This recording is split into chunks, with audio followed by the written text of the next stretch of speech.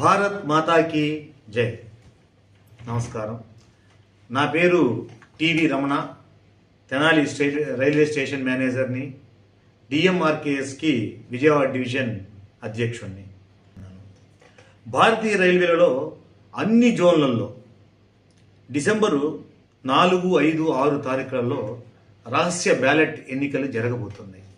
వీటి గురించి మనం తెలుసుకుంటే, స్వతంత్రం రాకముందే ఇండియన్ రైల్వేస్లో ఏఐఆర్ఎఫ్ అన్నదానికి గుర్తింపు ఇచ్చి నడుపుకున్నారు.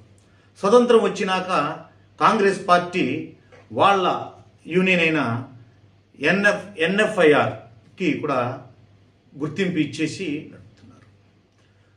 2007లో మరి ఎన్డీఏ గవర్నమెంట్లో ఉన్న వాజ్పేయి గారు మన బీఆర్ఎంఎస్కి రికగ్నైజేషన్ అంటే గుర్తింపు ఇస్తే ఏఐఆర్ఎఫ్ వాళ్ళు దాన్ని కోర్టులో వేసి ఆ గుర్తింపుని రద్దయ్యే విధంగా చేశారు.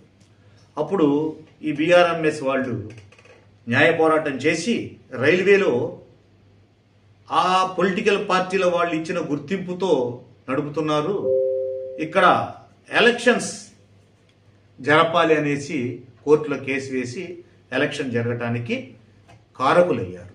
అందువల్లే ఇప్పుడు కార్మికులారా, మీ అందరికీ ఓటు వేసే హక్కు వచ్చిందంటే అది కేవలం మన డిఎంఆర్కేఎస్, బీఆర్ఎంఎస్ మరియు బిఎంఎస్ మూలంగానే జరిగిందని విన్నవించుకుంటున్నాను. ఆ విధంగా మొదటిగా 2007వ సంవత్సరంలో మన భారతీయ రైల్వేలలో ఎన్నికలు జరిగాయి. ఆ తర్వాత ఈ ఎన్నిక 5 ఏళ్లకు ఒకసారి జరగాలి. ఆ తర్వాత యథాప్రకారము 2013లో ఎన్నికలు జరిగినాయి. ఈ ఎన్నికలు జరిగినాక ఈ 2 యూనియన్లు ప్రభుత్వాలతో లాలూచి పడి ఈ రోజు వరకు 2018లో జరగాల్సిన ఎన్నికల్ని జరగనీయకుండా 2024 వరకు డ్రాగాన్ చేస్తూ తీసుకొచ్చారు.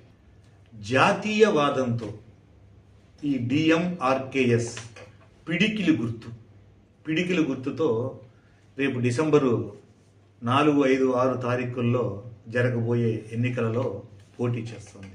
కనుక రైల్వే కార్మికులందరూ విజ్ఞతతో ఆలోచించి ఏ యూనియన్ని మనం ఎన్నుకుంటే మన భవిష్యత్తు బాగుంటుందో, ఏ యూనియన్ ఎన్నుకుంటే రైల్వే అభివృద్ధి పదంలో వెళుతుందో నిర్ణయించుకోవాల్సిన తరుణం ఆసన్నమైంది. మార్పు మొదలైంది. యువతరం ముందడుగు వేసింది. ఈ కుళ్ళు స్వార్థ రాజకీయాలకు, బేరగాళ్లకు, పాతుకుపోయిన నాయకులకు వెన్నులో వణుకు పుట్టిస్తూ వందే భారత్ రైలులాగా దూసుకు వస్తోంది మన డిఎంఆర్కేఎస్ నాయకులు యువతకు అవకాశం ఇవ్వడానికి సిద్ధమవుతున్నారు. అంతర్గతంగా అందరి నోట ఒకే మాట, డిఎంఆర్కేఎస్ని అత్యధిక మెజారిటీతో గెలిపించాలని ఎక్కడికి వెళ్ళినా అందరి నోట ఒకే మాట, ఈ 2 యూనియన్లు ఒకటే అని. పని తక్కువ, ఆర్భాటం ఎక్కువ. విసుగొచ్చింది మన రైల్వే కార్మికులకి వీళ్లతో. అందరూ వివేకంతో ఆలోచించి ధైర్యంగా మంచి నిర్ణయం తీసుకోవాలని మనవి. వాళ్ళ బెదిరింపులకు, బ్లాక్ మెయిల్కు భయపడకోకుండా యువత పిడికిలి బిగించి పిడికిలి గుర్తుకు ఓటేసి ఈ పేరుకుపోయిన, దశాబ్దాల నుంచి పేరుకుపోయిన అవినీతిని అంతం చేద్దాం. అవినీతి అంతం, మన పిడికిలి పంతం. కార్మికులారా, మరొకండి. డిసెంబర్ 4, 5, 6 తారీఖులో జరిగే ఎలక్షన్లు మీ భవిష్యత్తును నిర్ణయిస్తాయి. ముఖ్యంగా యువతకి నేను మనవి చేస్తున్నాను, మీ ఓటుని డిఎంఆర్కేఎస్ పిడికిలి గుర్తుపైన వేయండి.